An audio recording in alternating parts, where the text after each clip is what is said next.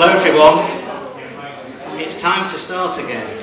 It's time for more exciting writing. The beer session is over.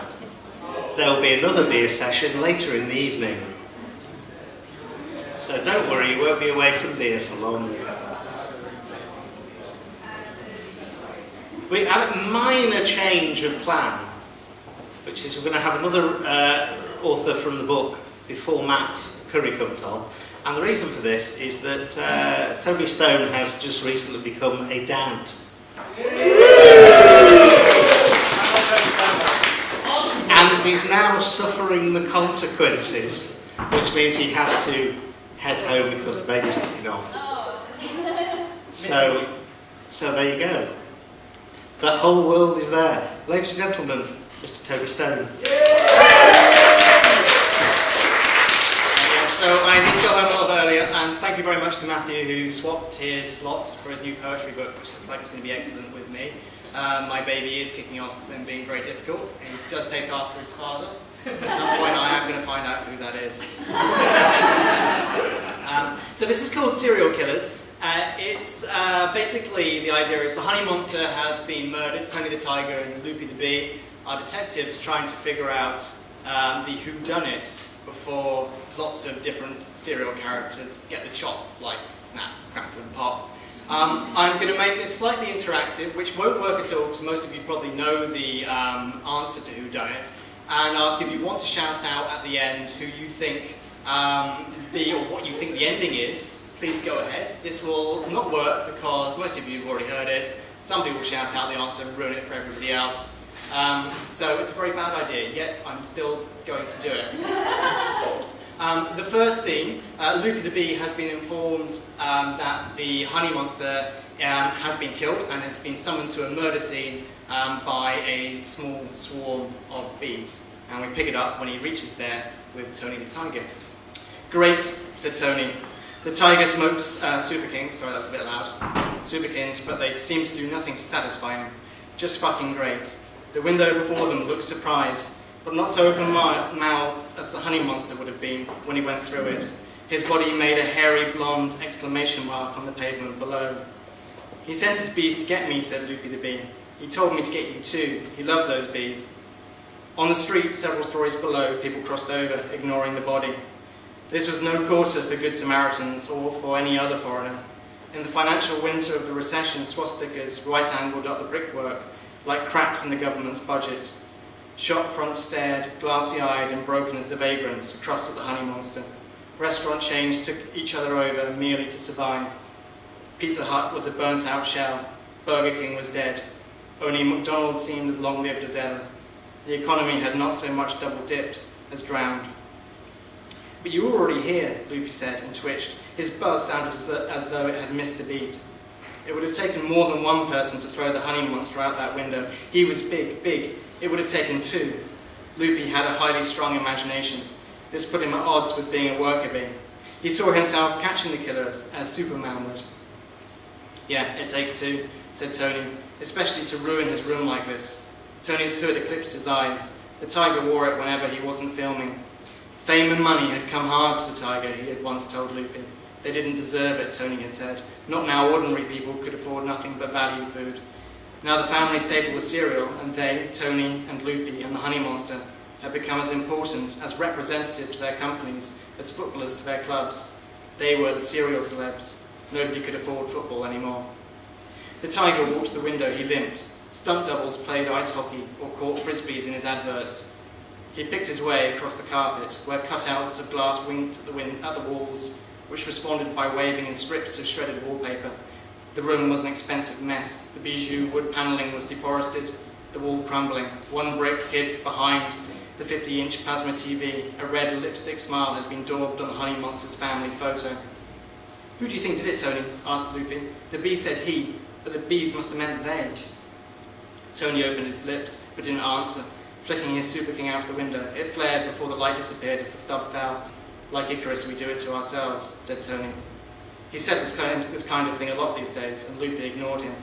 Shame at the gap between Tony and the starving public ate the tiger, gutting him from the inside to the out, until it was visible in his clothes, in his chain smoking, in his gait, even in his snarled grate. Loopy the Bee, however, had bigger things on his mind, though they were shadowy. 2 things. "We've got to catch them," he said. Crackle's skateboard rattled across the mahogany boards, passing door after door of his lakeside home. Snap, Crackle and Pop had joined finances to buy the mansion and lived together along with fast cars, skunk and the occasional midget prostitute, the occasions being birthdays and advertising awards.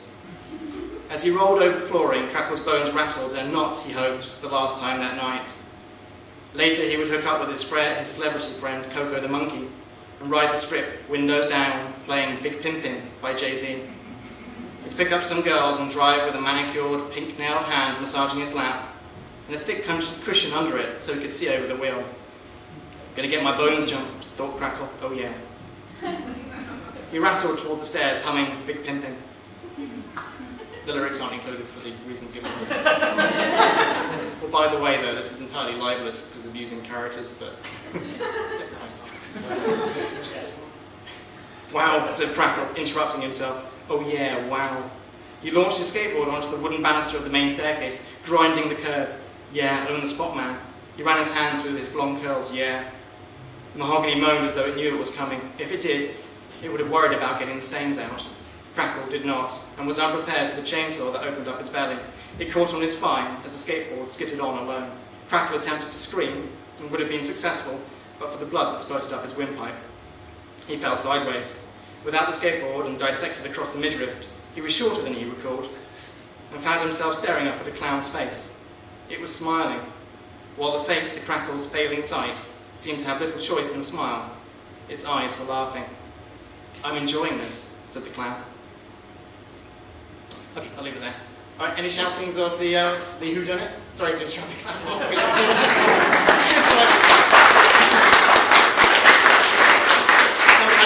Sorry. Lucky Charms Leprechaun. Lucky Charms. I only wish it was. He would have done it very hyperactively, wouldn't he? All that sugar. Yeah. Sorry, what was it? Was the marmots not taken to the story? Oh, sorry, I couldn't hear you there, Paul. Say again. It's the marmots, you've not taken the story yet, you Was it the Honey Monster? Was it the hype? Are you one of the editors of this book? I think it's wrong. You read this? Oh, okay, so well done for guessing it. Guessing. Guessing happy. Actually, that's not all the answer. Was There it is one. Ronald McDonald? What gave you a clue for that one? One with clowns, and it's like cereal's slightly more healthy than McDonald's? Yeah, getting close to the ending. That may or may not have been the ending, by the way. I don't want to embarrass people. Okay, good guessing. At least half of it was correct, and that leaves 3/4 to be guessed. Everyone's going to buy a copy. Yeah, you should tell it. No, I shouldn't. Okay, well, I'll leave it there. I'm off now to attend to my child. Thank you very much for listening. Bye-bye.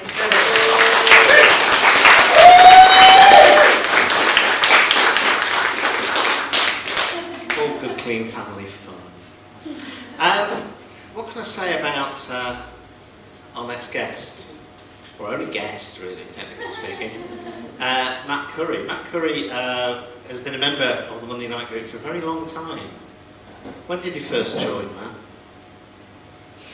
Late 90s, something like that? Something like that. He's not been to the group much recently because he now lives in Scotland, which means he'll need a passport shortly to get here.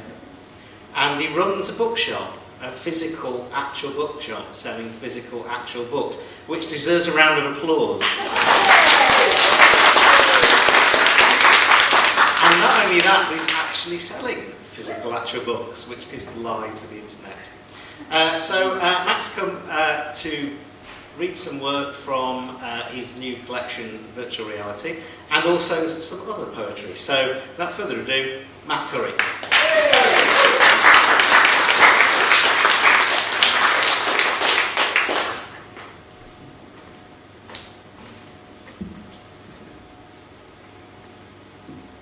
Good evening.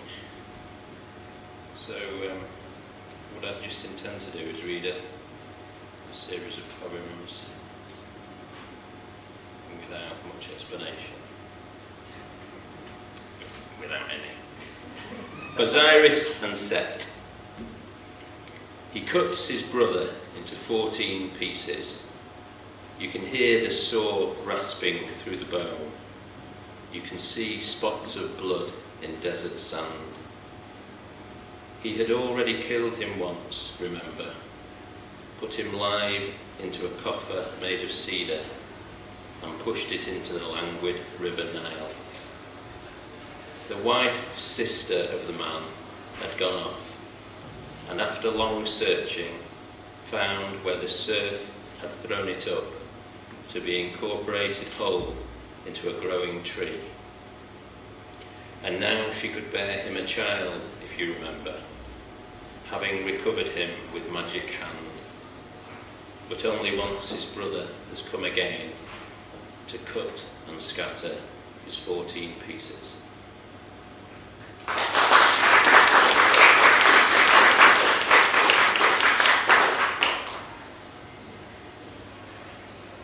Okay, so I'm going to keep on like that, and it's nice to clap, but it might be quicker and easier for everyone if we wait to the end, and if you're the only clapper then it's less embarrassing, we'll like it. Death of Thomas of Becket. I swung my sword on consecrated ground, its arc was like a censer's, and the sound a soft swooshing, slow. My arm the chain,